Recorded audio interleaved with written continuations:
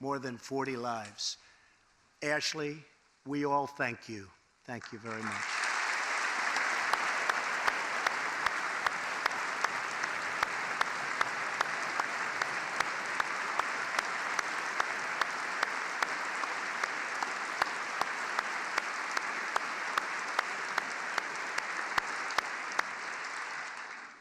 We heard about Americans like firefighter David Dahlberg.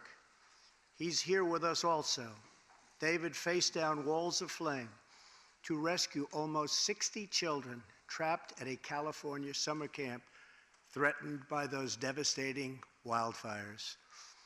To everyone still recovering in Texas, Florida, Louisiana, Puerto Rico, and the Virgin Islands, everywhere, we are with you. We love you, and we always will pull through together, always.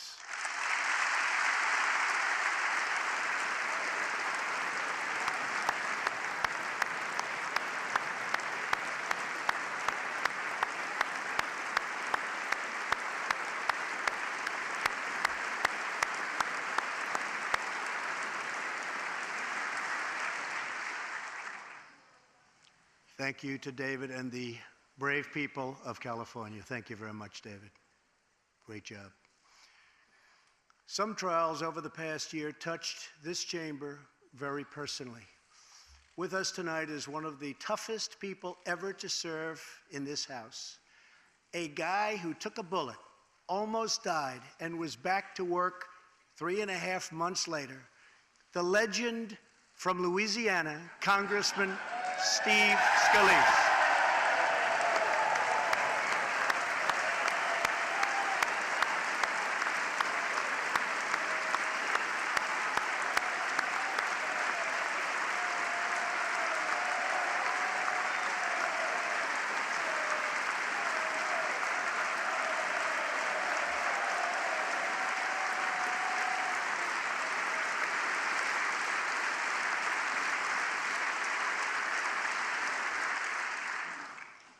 I think they like you, Steve. We're incredibly grateful for the heroic efforts of the Capitol Police officers, the Alexandria Police, and the doctors, nurses, and paramedics who saved his life and the lives of many others, some in this room. In the aftermath, yes.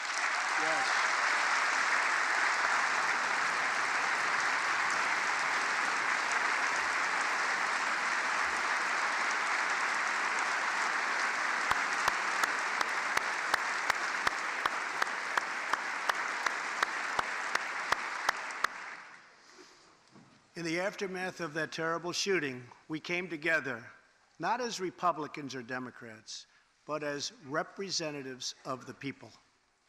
But it is not enough to come together only in times of tragedy. Tonight, I call upon all of us to set aside our differences, to seek out common ground, and to summon the unity we need to deliver for the people. This is really the key. These are the people we were elected to serve.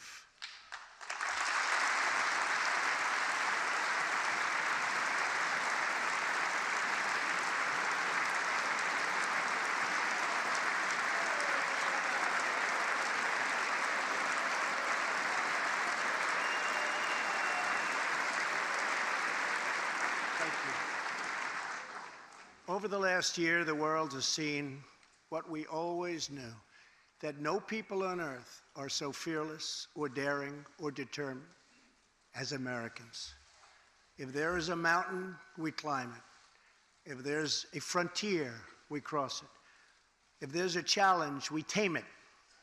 If there's an opportunity, we seize it. So let's begin tonight by recognizing that the state of our union is strong, because our people are strong.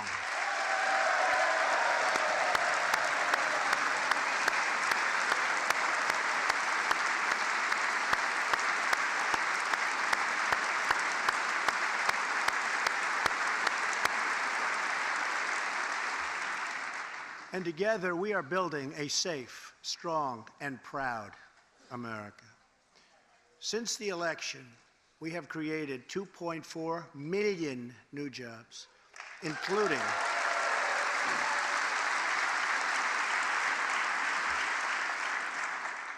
200,000 new jobs in manufacturing alone. Tremendous numbers.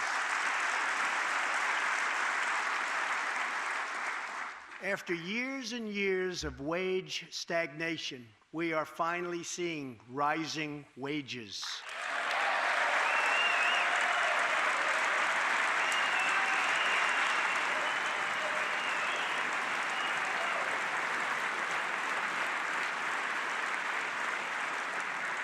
Unemployment claims have hit a 45-year low.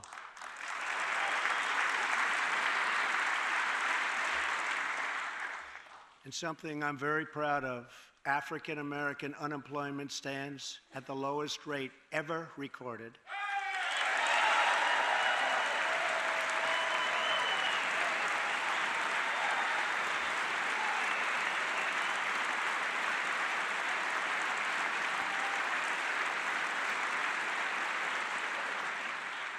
And Hispanic American unemployment has also reached the lowest levels in history.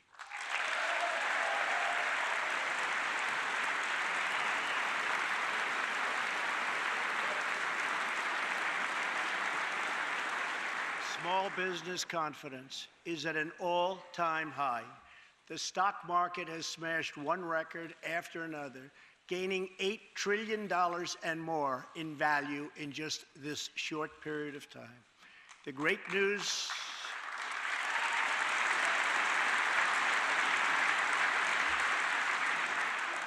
news for Americans, 401k, retirement pension, and college savings accounts have gone through the roof. And just as I promised the American people from this podium 11 months ago, we enacted the biggest tax cuts and reforms in American history.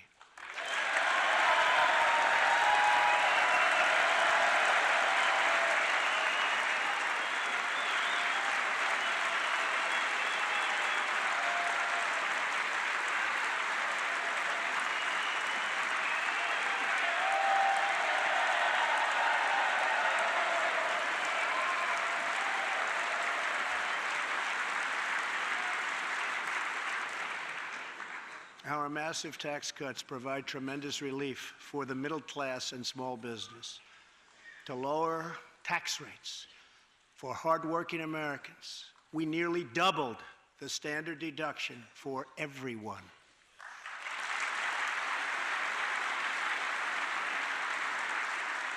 Now, the first $24,000 earned by a married couple is completely tax-free.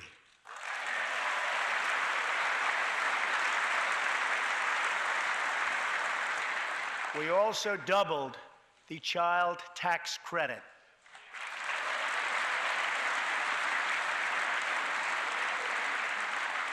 A typical family of four making $75,000 will see their tax bill reduced by $2,000, slashing their tax bill in half.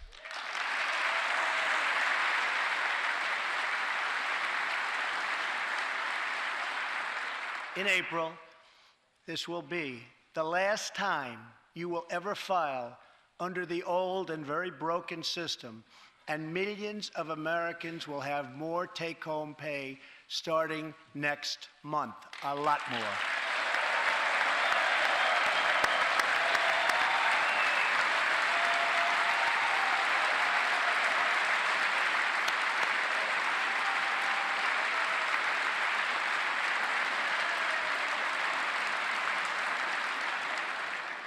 We eliminated an especially cruel tax that fell mostly on Americans making less than $50,000 a year, forcing them to pay tremendous penalties simply because they couldn't afford government-ordered health plans.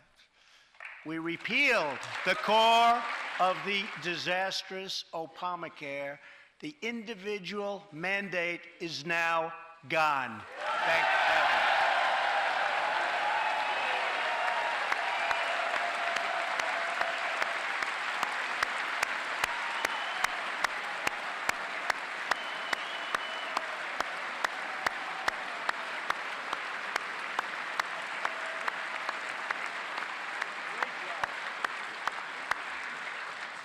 we slashed the business tax rate from 35% all the way down to 21%, so American companies can compete and win against anyone else anywhere in the world.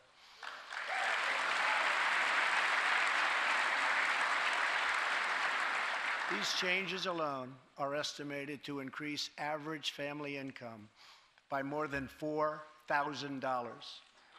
A lot of money.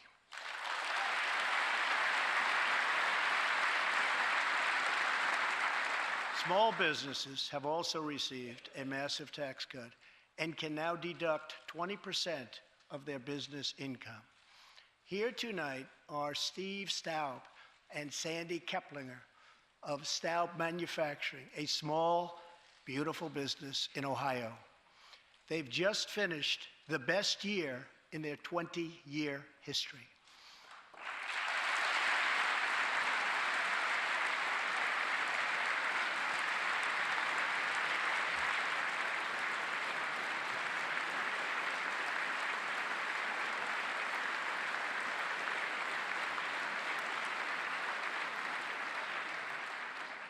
Because of tax reform, they are handing out raises, hiring an additional 14 people, and expanding into the building next door. Good feeling.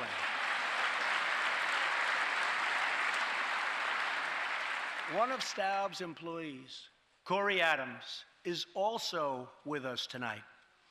Corey is an all-American worker. He supported himself through high school, lost his job during the 2008 recession, and was later hired by Staub, where he trained to become a welder. Like many hardworking Americans, Corey plans to invest his tax cut raise into his new home and his two daughters' education. Corey, please stand.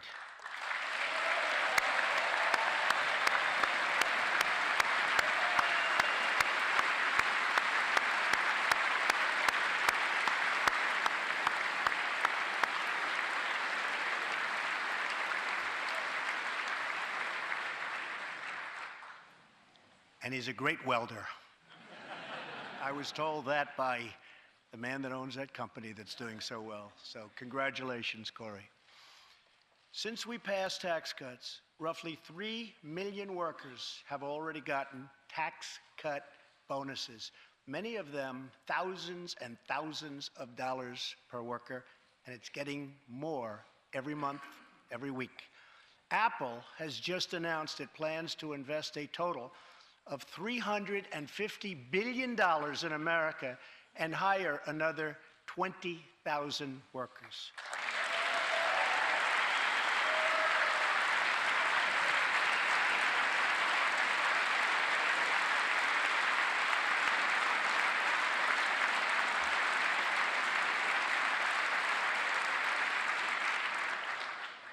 And just a little while ago, ExxonMobil announced a $50 billion investment in the United States, just a little while ago.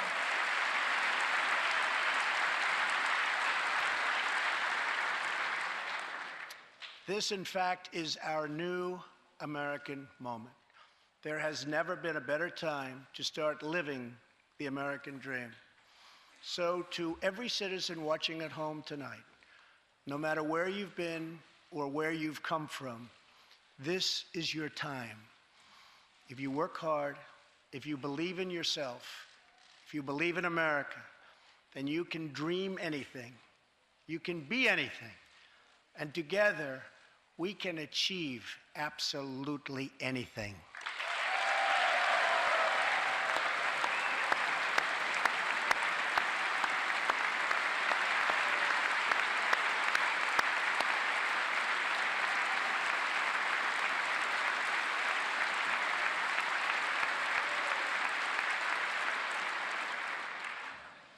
Tonight, I want to talk about what kind of future we're going to have and what kind of a nation we're going to be.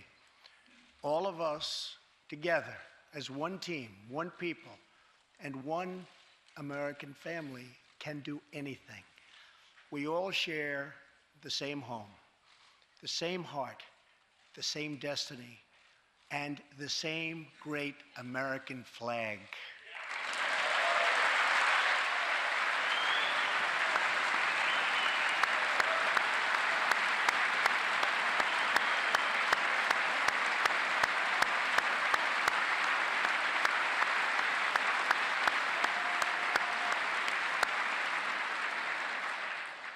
Together, we are rediscovering the American way.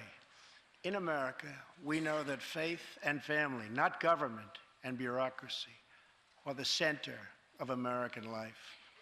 The motto is, "In God we trust."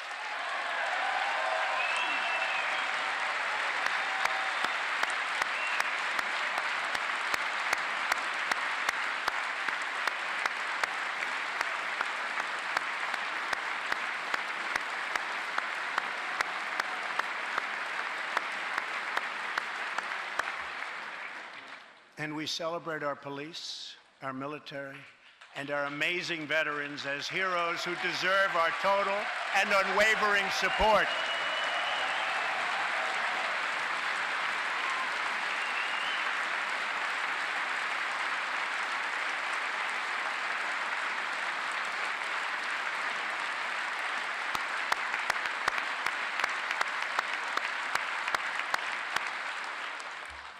Here tonight is Preston Sharp, a 12-year-old boy from Redding, California, who noticed that veterans' graves were not marked with flags on Veterans Day.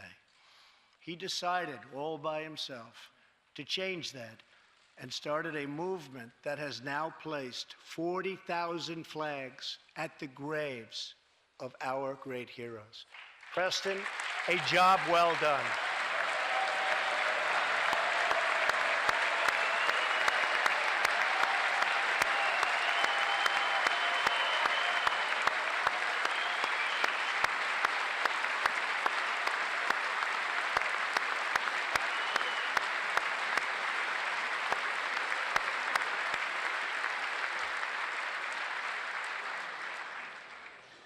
Young patriots like Preston teach all of us about our civic duty as Americans.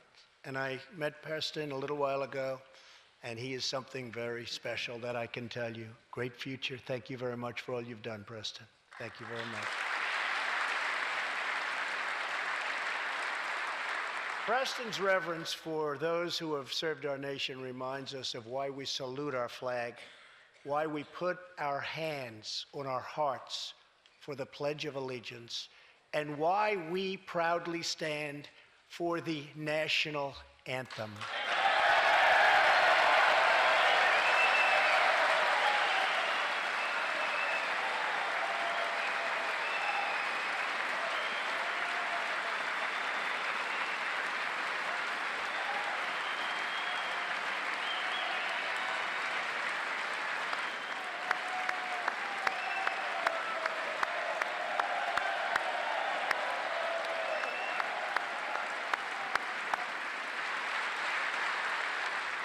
Americans love their country, and they deserve a government that shows them the same love and loyalty in return.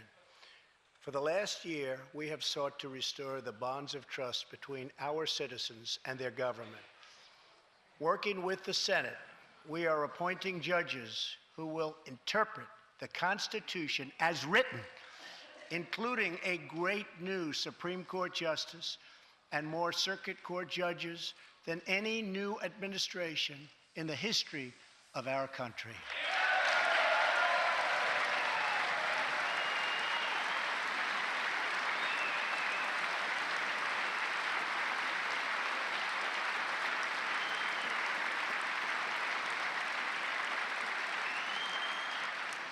We are totally defending our Second Amendment and have taken historic actions to protect religious liberty.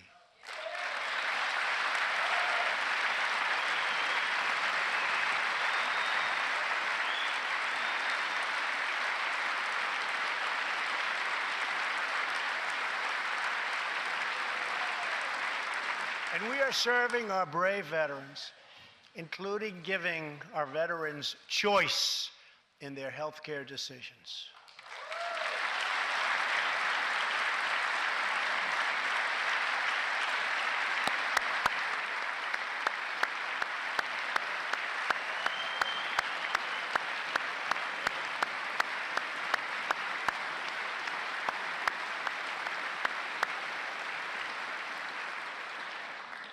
Last year, Congress also passed, and I signed, the landmark VA Accountability Act.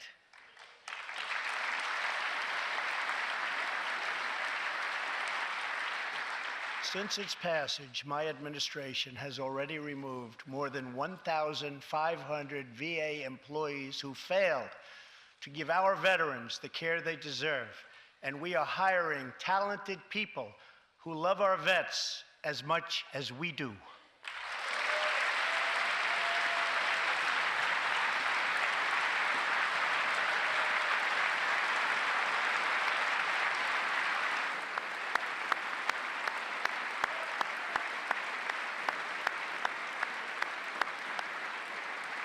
And I will not stop until our veterans are properly taken care of, which has been my promise to them from the very beginning of this great journey.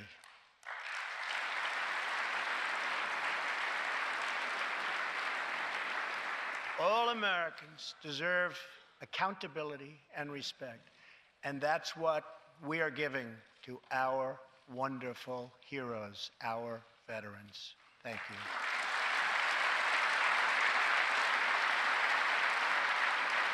So tonight I call on Congress to empower every cabinet secretary with the authority to reward good workers and to remove federal employees who undermine the public trust or fail the American people.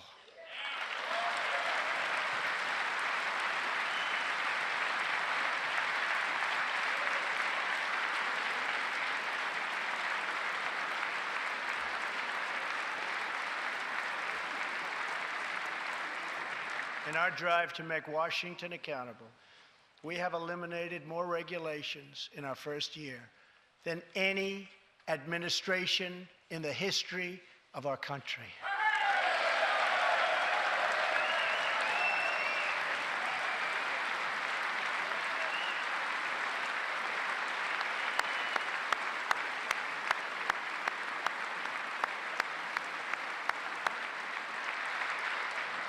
We have ended the war on American energy, and we have ended the war on beautiful, clean coal.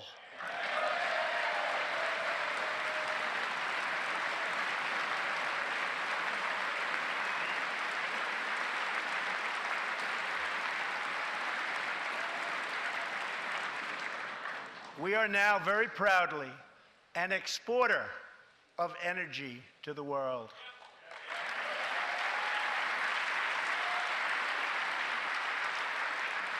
In Detroit, I halted government mandates that crippled America's great, beautiful auto workers so that we can get Motor City revving its engines again, and that's what's happening.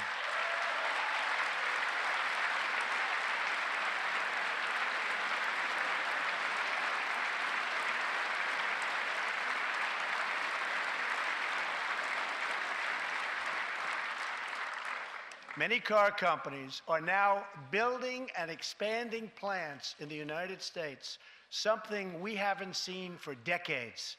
Chrysler is moving a major plant from Mexico to Michigan. Toyota and Mazda are opening up a plant in Alabama, a big one, and we haven't seen this in a long time. It's all coming back.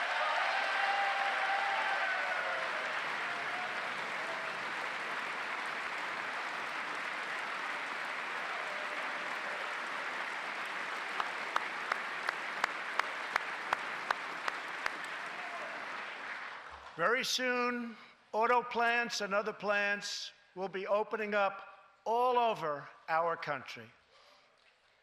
This is all news Americans are totally unaccustomed to hearing. For many years, companies and jobs were only leaving us. But now they are roaring back, they're coming back, they want to be where the action is, they want to be in the United States of America. That's where they want to be.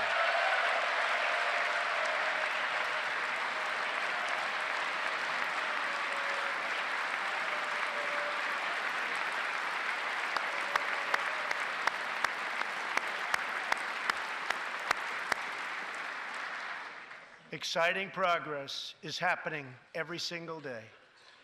To speed access to breakthrough cures and affordable generic drugs, last year, the FDA approved more new and generic drugs and medical devices than ever before in our country's history.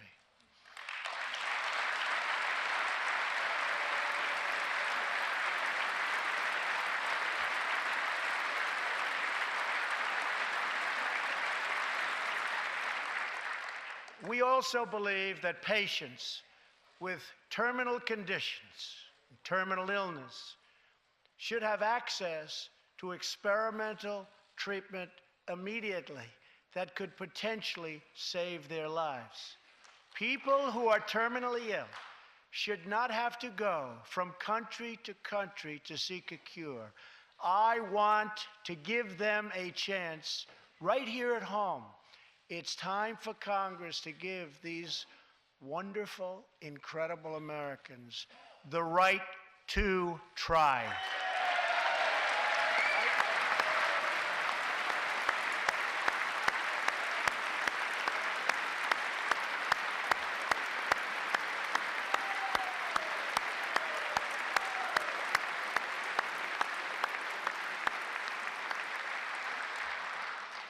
One of my greatest priorities is to reduce the price of prescription drugs.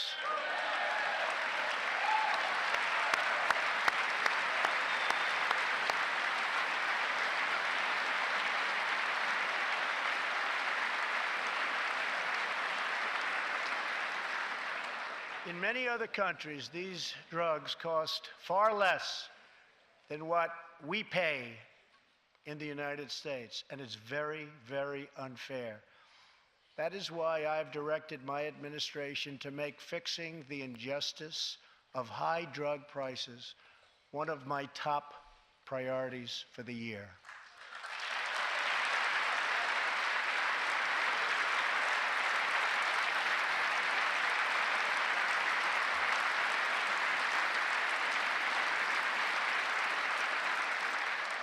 And prices will come down substantially. Watch.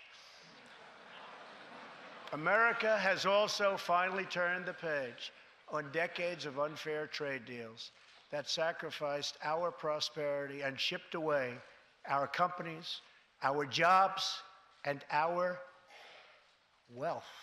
Our nation has lost its wealth, but we're getting it back so fast. The era of economic surrender is totally over. From now on, we expect trading relationships to be fair and, very importantly, reciprocal.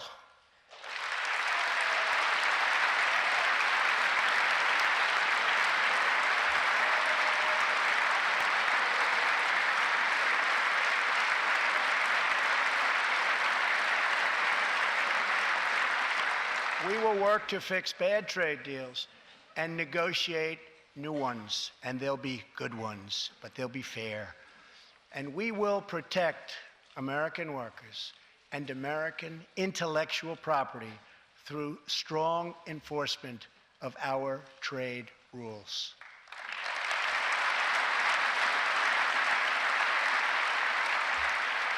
As we rebuild our industries, it is also time to rebuild our crumbling infrastructure.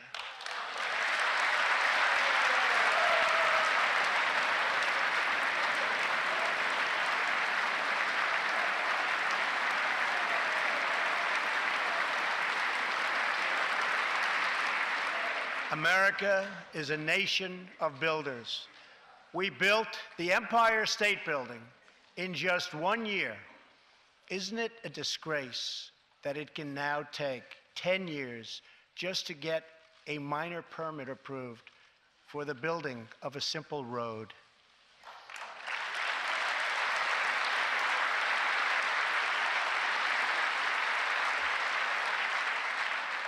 I am asking both parties to come together to give us safe, fast, reliable, and modern infrastructure that our economy needs and our people deserve.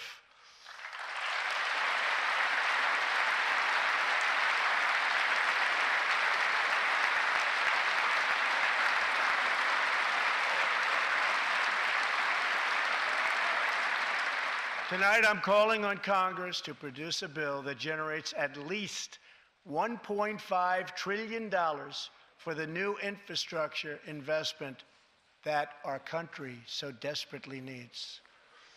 Every federal dollar should be leveraged by partnering with state and local governments and, where appropriate, tapping into private sector investment to permanently fix the infrastructure deficit, and we can do it.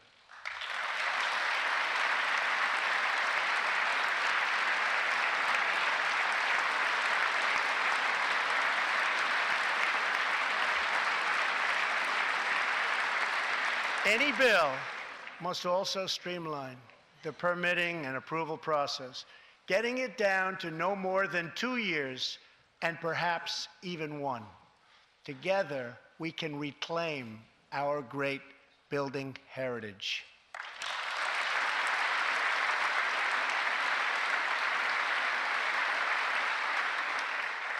We will build gleaming new roads, bridges, highways, railways, and waterways all across our land. And we will do it with American heart, American hands, and American grit.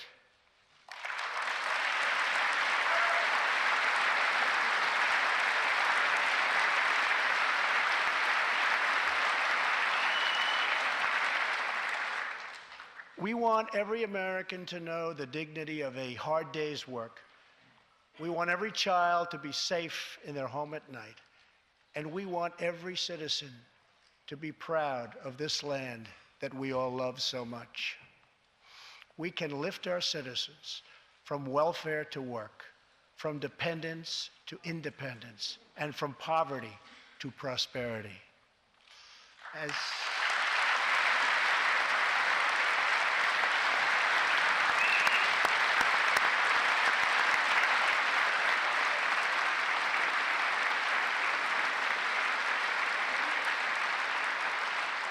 tax cuts create new jobs, let's invest in workforce development and let's invest in job training, which we need so badly.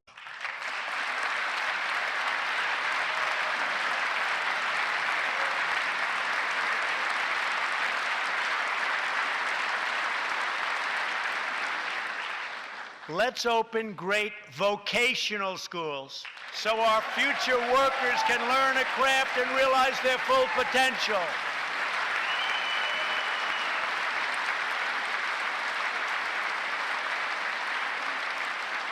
And let's support working families by supporting paid family leave.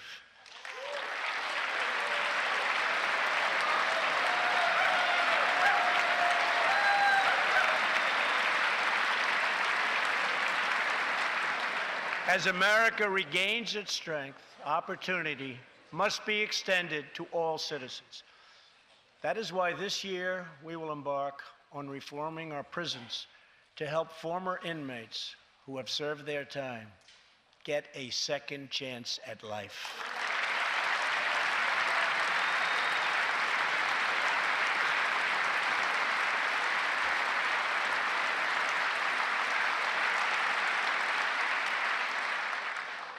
Struggling communities, especially immigrant communities, will also be helped by immigration policies that focus on the best interests of American workers and American families.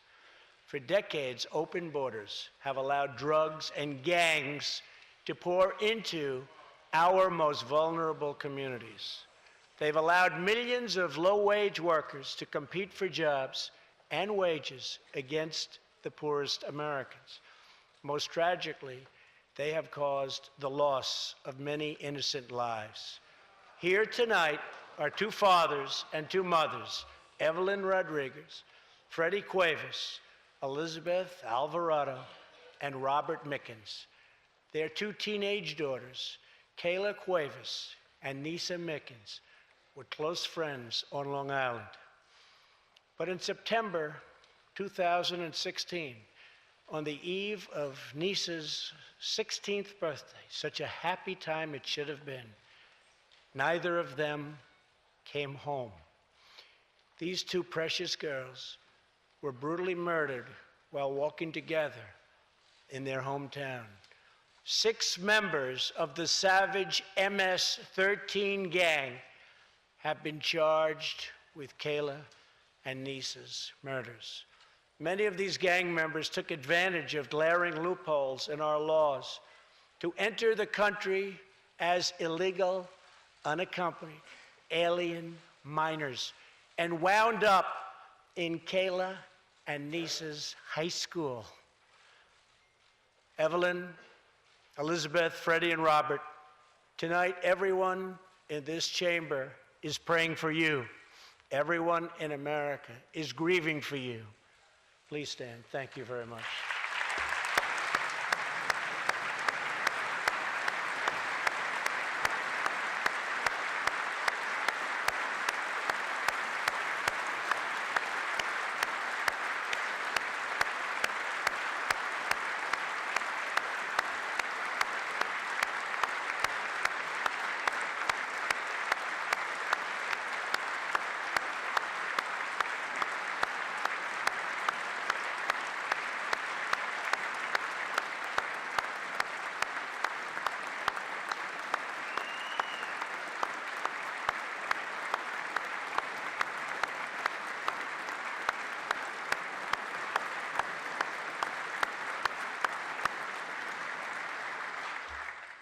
I want you to know that 320 million hearts are right now breaking for you. We love you. Thank you.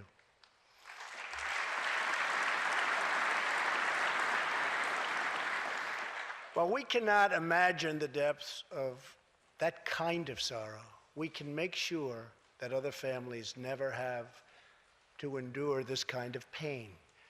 Tonight I am calling on Congress to finally close the deadly loopholes that have allowed MS-13 and other criminal gangs to break into our country. We have proposed new legislation that will fix our immigration laws and support our ICE and Border Patrol agents. These are great people. These are great, great people that work so hard in the midst of such danger so that this can never happen again.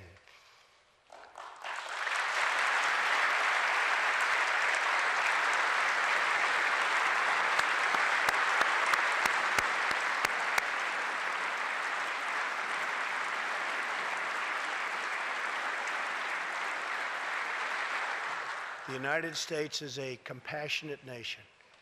We are proud that we do more than any other country anywhere in the world to help the needy, the struggling, and the underprivileged all over the world. But as President of the United States, my highest loyalty, my greatest compassion, my constant concern is for America's children, America's struggling workers, and America's forgotten communities. I want our youth to grow up, to achieve great things. I want our poor to have their chance to rise.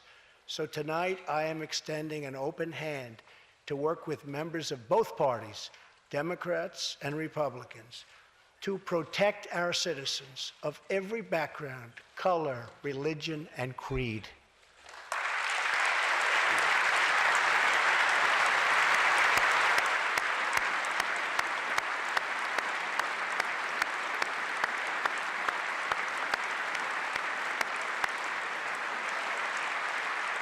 My duty, and the sacred duty of every elected official in this chamber, is to defend Americans, to protect their safety, their families, their communities, and their right to the American dream, because Americans are dreamers too.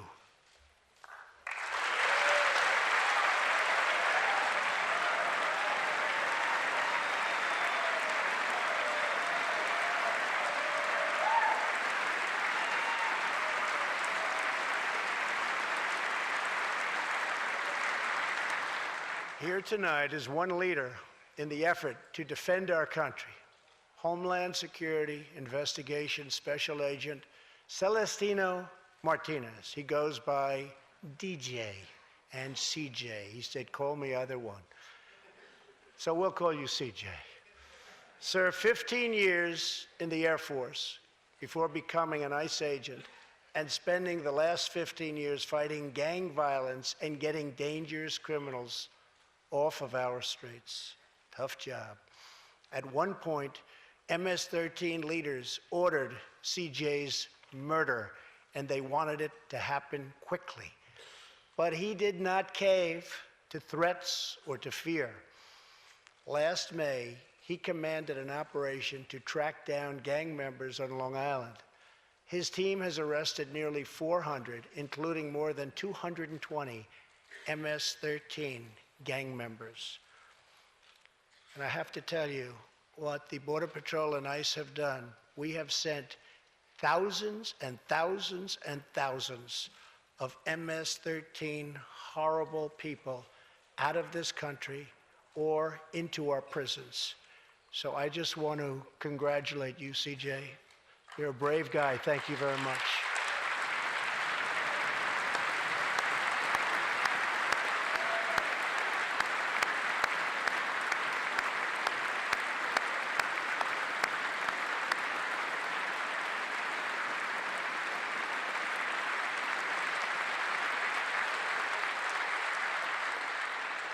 And I asked CJ, what's the secret? He said, we're just tougher than they are, and I like that answer.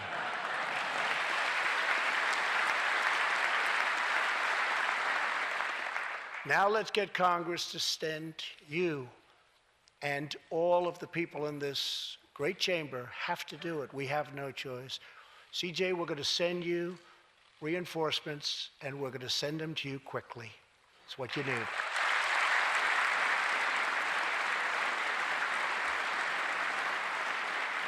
Over the next few weeks, the House and Senate will be voting on an immigration reform package. In recent months, my administration has met extensively with both Democrats and Republicans to craft a bipartisan approach to immigration reform. Based on these discussions, we presented Congress with a detailed proposal that should be supported by both parties as a fair compromise. अमरीकी सदर Donald Trump का पहला state of the union खिताब जारी है। इस मौके पर अमरीकी सदर ने कहा कि एक साल में तवक्को से बढ़कर कामयाबी हासिल की।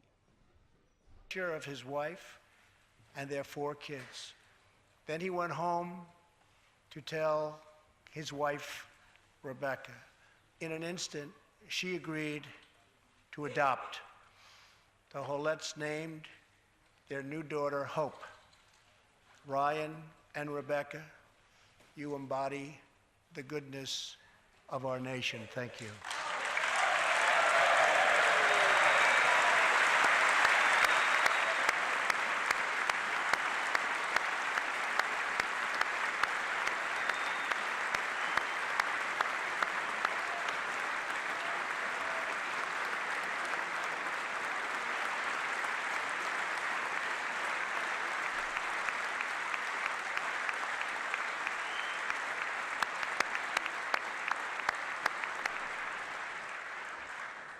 Thank you, Ryan and Rebecca. As we rebuild America's strength and confidence at home, we are also restoring our strength and standing abroad. Around the world, we face rogue regimes, terrorist groups, and rivals like China and Russia that challenge our interests, our economy, and our values. In confronting these horrible dangers, we know that weakness is the surest path to conflict, and unmatched power is the surest means to our true and great defense. For this reason, I am asking Congress to end the dangerous defense sequester and fully fund our great military.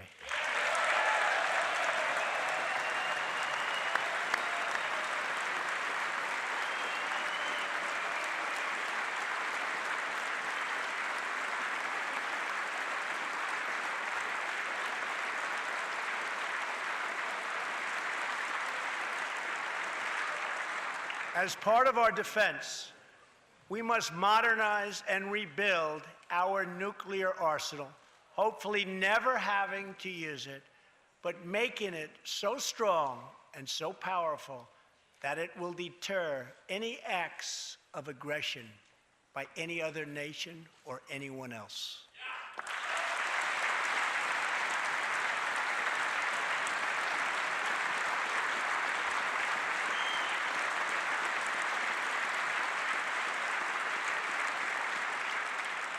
Perhaps someday in the future there will be a magical moment when the countries of the world will get together to eliminate their nuclear weapons.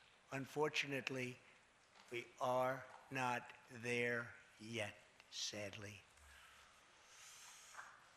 Last year, I also pledged that we would work with our allies to extinguish ISIS from the face of the earth. 1 year later, I am proud to report that the coalition to defeat ISIS has liberated very close to 100% of the territory just recently held by these killers in Iraq and in Syria and in other locations as well.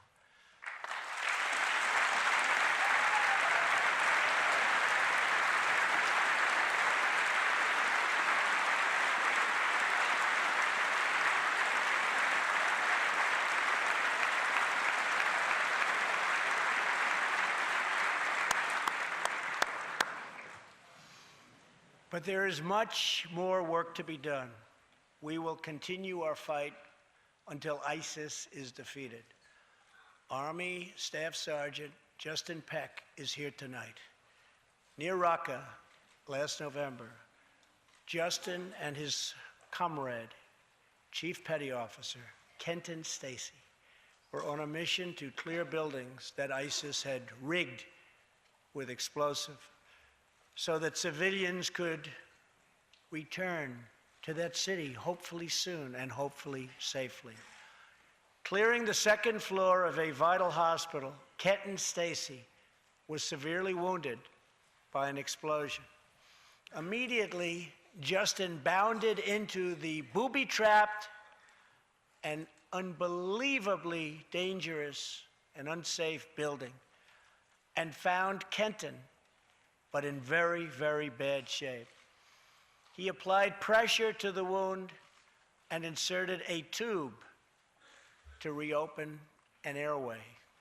He then performed CPR for 20 straight minutes during the ground transport and maintained artificial respiration through 2.5 hours and through emergency surgery.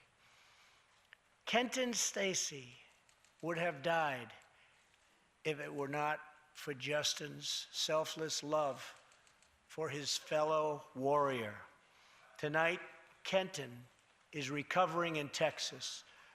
Raqqa is liberated, and Justin is wearing his new Bronze Star with a V for valor. Staff Sergeant Peck, all of America salutes you.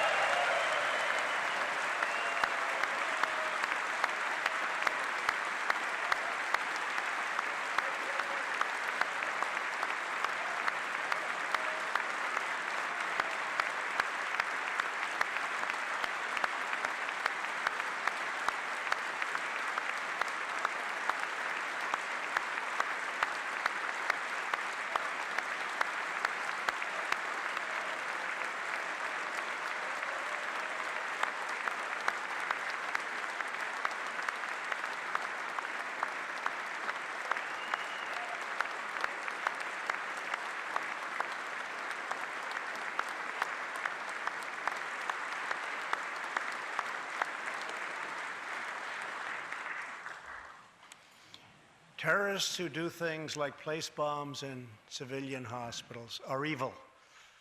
When possible, we have no choice but to annihilate them. When necessary, we must be able to detain and question them. But we must be clear, terrorists are not merely criminals. They are unlawful enemy combatants.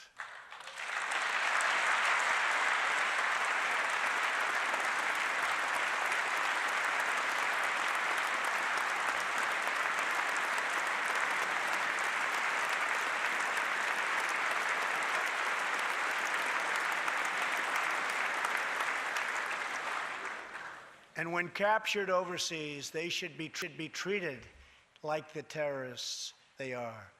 In the past, we have foolishly released hundreds and hundreds of dangerous terrorists, only to meet them again on the battlefield, including the ISIS leader, al-Baghdadi, who we captured, who we had, who we released.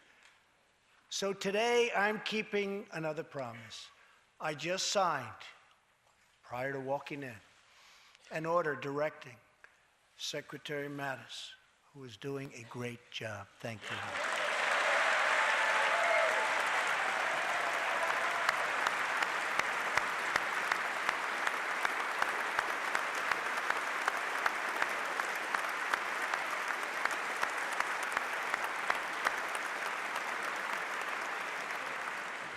To re-examine our military detention policy and to keep open the detention facilities in Guantanamo Bay.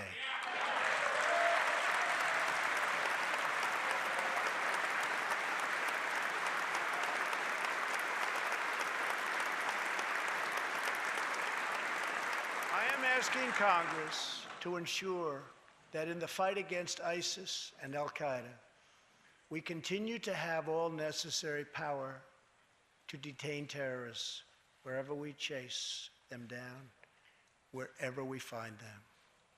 And in many cases, for them, it will now be Guantanamo Bay.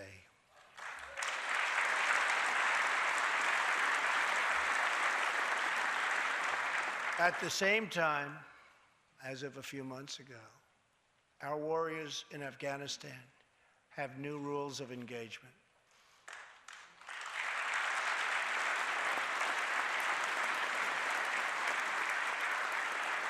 Along with their heroic Afghan partners, our military is no longer undermined by artificial timelines, and we no longer tell our enemies our plans.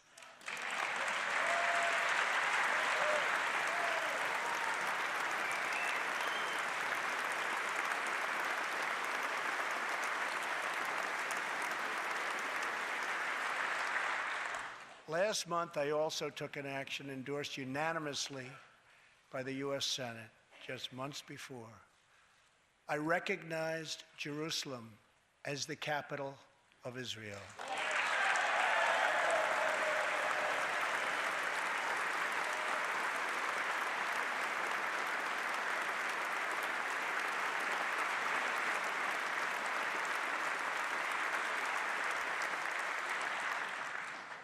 Shortly afterwards, dozens of countries voted in the United Nations General Assembly against America's sovereign right to make this decision. In 2016, American taxpayers generously sent those same countries more than $20 billion in aid.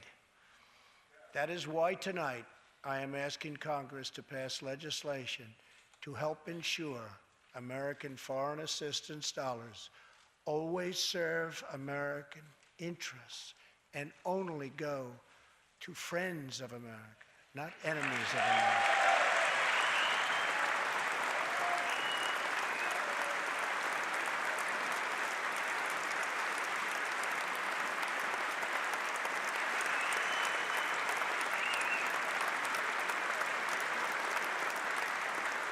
As we strengthen friendships all around the world, we are also restoring clarity about our adversaries. When the people of Iran rose up against the crimes of their corrupt dictatorship, I did not stay silent. America stands with the people of Iran in their courageous struggle for freedom.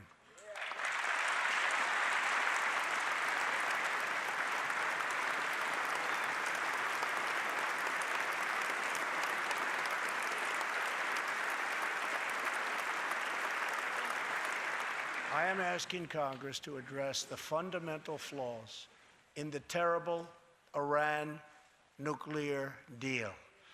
My administration has also imposed tough sanctions on the communist and socialist dictatorships in Cuba and Venezuela.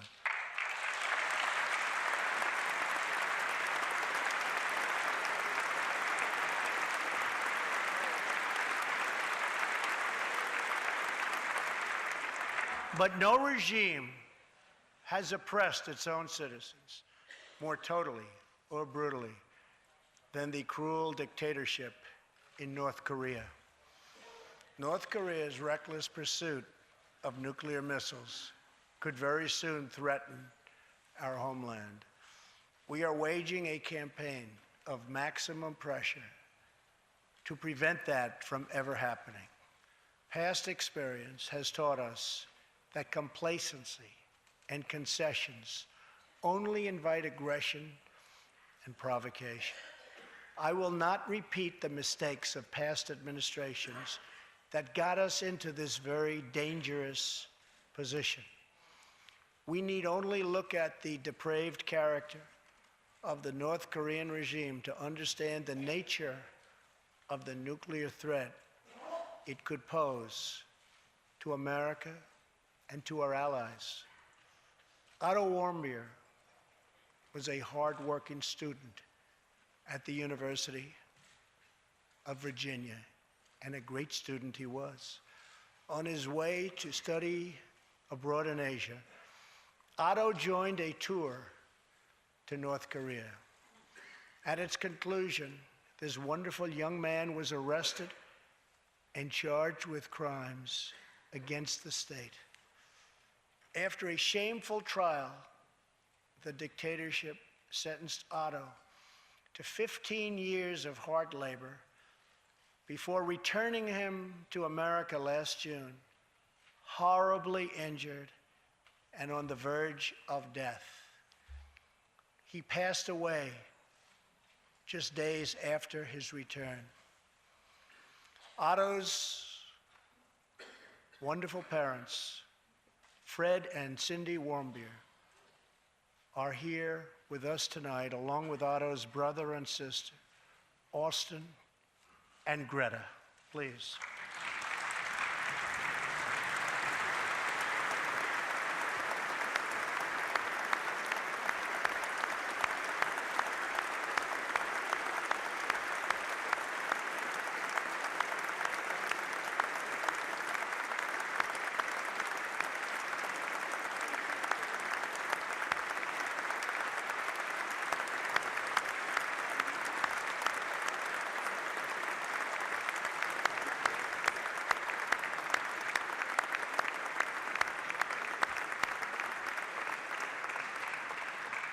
Incredible people. You are powerful witnesses to a menace that threatens our world, and your strength truly inspires us all. Thank you very much. Thank you.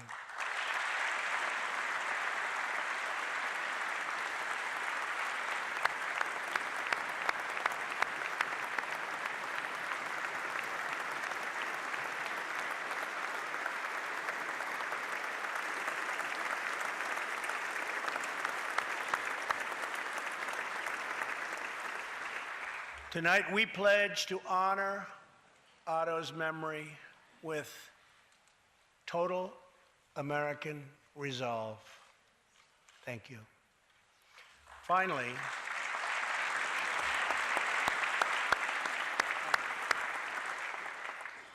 we are joined by one more witness to the ominous nature of this regime.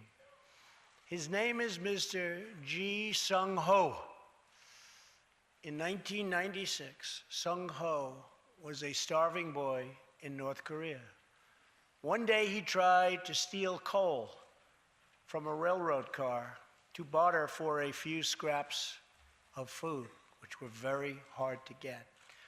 In the process, he passed out on the train tracks, exhausted from hunger. He woke up as a train ran over his limbs. He then endured multiple amputations without anything to dull the pain or the hurt. His brother and sister gave what little food they had to help him recover and ate dirt themselves, permanently stunting their own growth.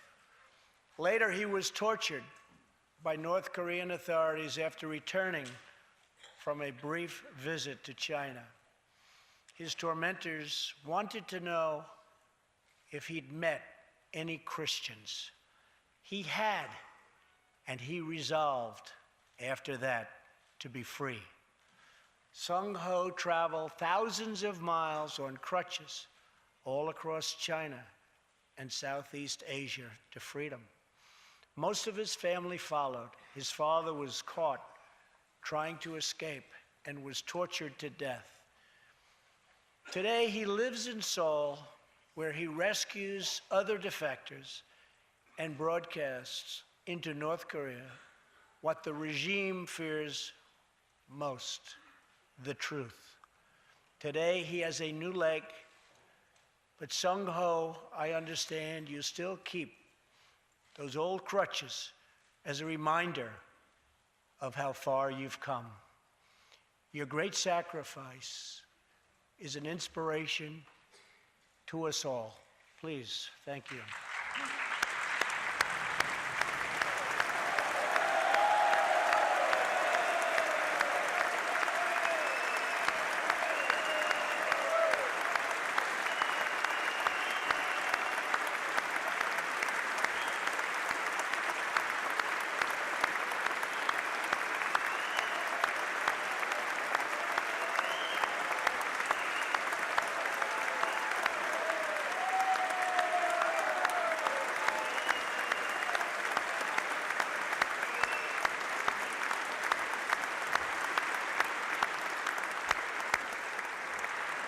Sung Ho's story is a testament to the yearning of every human soul to live in freedom. It was that same yearning for freedom that nearly 250 years ago gave birth to a special place called America. It was a small cluster of colonies caught between a great ocean and a vast wilderness. It was home to an incredible people with a revolutionary idea that they could rule themselves, that they could chart their own destiny, and that together they could light up the entire world. That is what our country has always been about. That is what Americans have always stood for, always strived for, and always done. Atop the dome of this Capitol stands the Statue of Freedom. She stands tall and dignified among the monuments to our ancestors who fought and lived and died to protect her. Monuments to Washington and Jefferson and Lincoln and King. Memorials to the heroes of Yorktown and Saratoga, to young Americans who shed their blood on the shores of Normandy and the fields beyond, and others who went down in the waters of the Pacific and the skies all over Asia. And freedom stands tall over one more monument, this one. This Capitol, this living monument, this is the monument to the American people.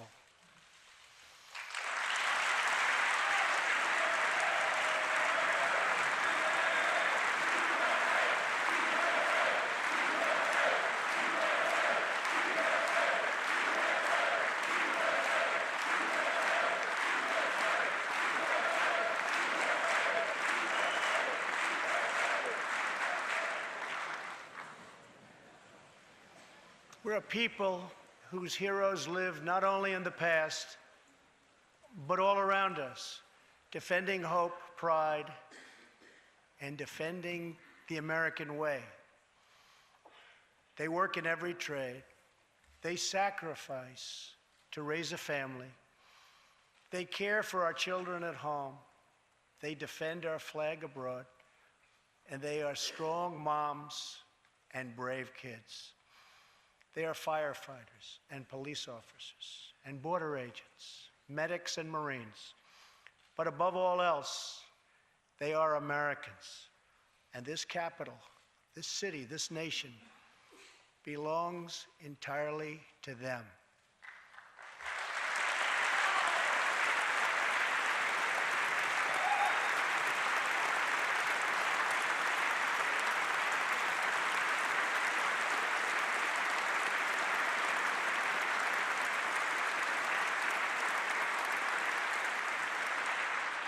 Our task is to respect them, to listen to them, to serve them, to protect them, and to always be worthy of them.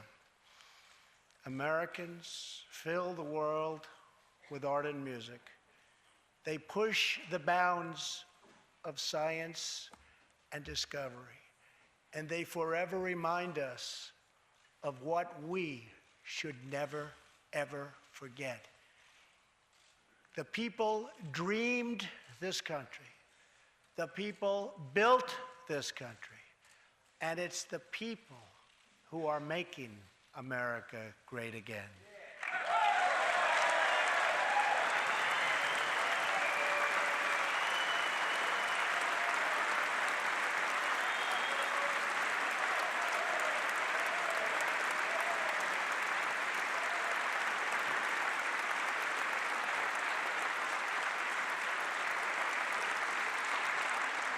As long as we are proud of who we are and what we are fighting for, there is nothing we cannot achieve. As long as we have confidence in our values, faith in our citizens, and trust in our God, we will never fail. Our families will thrive. Our people will prosper. And our nation will forever be safe and strong and proud and mighty and free. Thank you, and God bless America. Good night.